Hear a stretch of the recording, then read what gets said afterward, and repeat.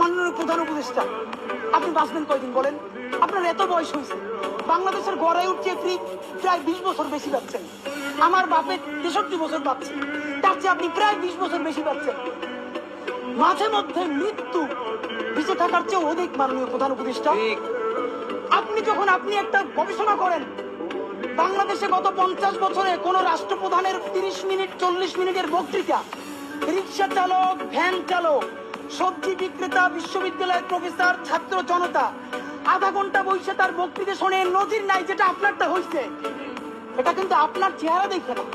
আপনি রাজনৈতিক দল করছিলেন, ফেলও করছেন, কিন্তু এইবার যে আপনার এই বাংলাদেশের পক্ষে হৃদয় নিংড়ে ভালোবাসা, আপনি যখন বক্তৃতা করেন আপনি আর্টিফিশিয়াল কিছু বলেন না, কিন্তু আপনি যখন ঘোষণাপত্র বললেন আপনার চেহারায় আর্টিফিশিয়াল ছাপ। ইদানিং আপনি স্পিড দেখে দেখে বক্তৃতা করেন, এগুলো আমরা চাই না। মাননীয় প্রধান উপদেষ্টা, আপনার অন্তরে যা আছে, আপনারা যে বাধ্য করে তার কথা বুঝে দেন না। আপনারা কি করবে বলেন? আপনারা ঘুম করবেন? আপনি প্রায় 80 বছর বাঁচছেন, আর কয় বছরই বাঁচবেন? আপনি কি খাবেন, কি বাঁচবেন? আপনি বরং যদি আপনার আর্মি মেরে ফেলে, আপনার যদি ভারতীয় আধিপত্যবাদ গুলি করে, আপনাকে যদি হত্যা করা হয়, কিন্তু সেই রক্তের বিনিময়ে যদি আপনি শহীদদের রক্তের বিনিময়ে নতুন বাংলাদেশ গড়ে যেতে পারেন, আগামী 1000 বছর বাংলাদেশের মানুষ নামাজে প্রার্থনায় আপনার জন্য শুধু দোয়া করবে। বুড়ো মানুষটা থেকে শুরু করে শিশু আপনার বক্তৃতা শুনে মাননীয় উপদেষ্টা কতক্ষণ জানেন? যতক্ষণ আপনি চুরাইয়ের জবানে কথা বলেন।